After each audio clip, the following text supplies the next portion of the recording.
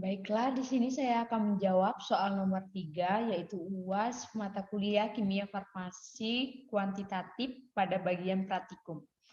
Baiklah, soalnya berikut ialah nomor 3, jelaskan 3 titik krisis yang harus diantisipasi kegagalannya pada saat percobaan. A. Metode iodi dan iodometri. Baiklah, 3 hal kritis yang harus kita antisipasi pada saat melakukan percobaan ini atau yang harus kita cermati secara lebih mengenai salah satu prosedur pada percobaan tersebut.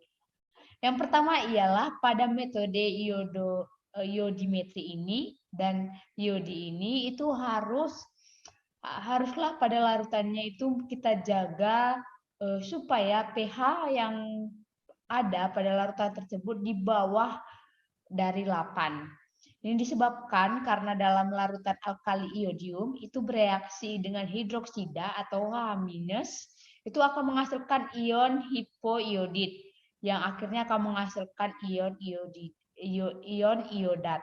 Sehingga perlu ditekankan bahwa pada metode ini larutan tersebut haruslah memiliki pH di bawah 8. Lalu poin yang kedua mengenai metode iodi dan iodometri ialah pada saat penambahan amilum di akhir diharapkan itu dilakukan di akhir titrasi. Dikarenakan apabila penambahan amilum diletakkan di awal, maka titrasi akan menyebabkan terbentuknya iot amilum yang tentu pada akhirnya akan membentuk kompleks warna biru yang tidak larut dalam air dingin serta akan menyebabkan titran semakin bertambah untuk memutuskan ikatan kuat senyawa kompleks tersebut. Sehingga pada akhirnya dan pada kompleksnya akan mengganggu penetapan kadar sampel yang akan kita uji. Lalu titik krisis yang ketiga ialah pada saat proses penambahan titran diharapkan sesuai dengan standar yang berlaku. Dikarenakan apabila terjadi penambahan hanya lebih 1 tetes saja, itu akan berpengaruh pada perubahan warna yang terjadi. Sehingga perubahan warna yang terjadi apabila terdapat kelebihan tetesan, maka akan terlihat semakin jelas. Baiklah, proses titik krisis poin yang terakhir ialah pada saat proses pembuatan larutan standar, itu kita harus membuat larutannya tidak boleh distandarisasi dengan penimbangan secara langsung, melainkan kita harus distandarisasi dengan standar primer. Setelah kita membahas mengenai prosedur iodi dan iodometri, mengenai titik krisisnya pada saat melakukan percobaan tersebut, maka pada bagian B akan membahas mengenai metode titrasi nitrometri.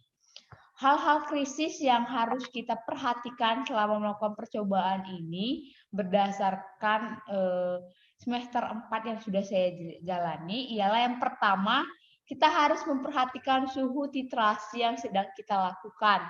Dikarenakan sebuah standar pada saat melakukan titrasi nitrimetri itu sebaiknya dilakukan pada suhu rendah, lebih kecil dari 15 derajat Celcius. Dikarenakan asam nitrit yang terbentuk dari reaksi natrium nitrit dengan asam tidak stabil dan mudah terurai. Dan garam diazonium yang terbentuk pada hasil titrasi juga tidak akan stabil. Reaksi ini juga tidak stabil dalam suhu kamar karena garam diazonium yang terbentuk mudah tergradasi membentuk senyawa fenol dan gas nitrogen. Sehingga pada saat melakukan percobaan tersebut sangatlah penting untuk mengetahui suhu yang pas pada saat ingin mendapatkan hasil yang terbaik. Baik, titik krisis selanjutnya ialah mengenai kecepatan reaksi. Di sini pada metode nitrimetri bahwa titrasi sebaiknya dilakukan secara perlahan-lahan supaya reaksi itu bisa sempurna dengan pengocokan yang secara kuat.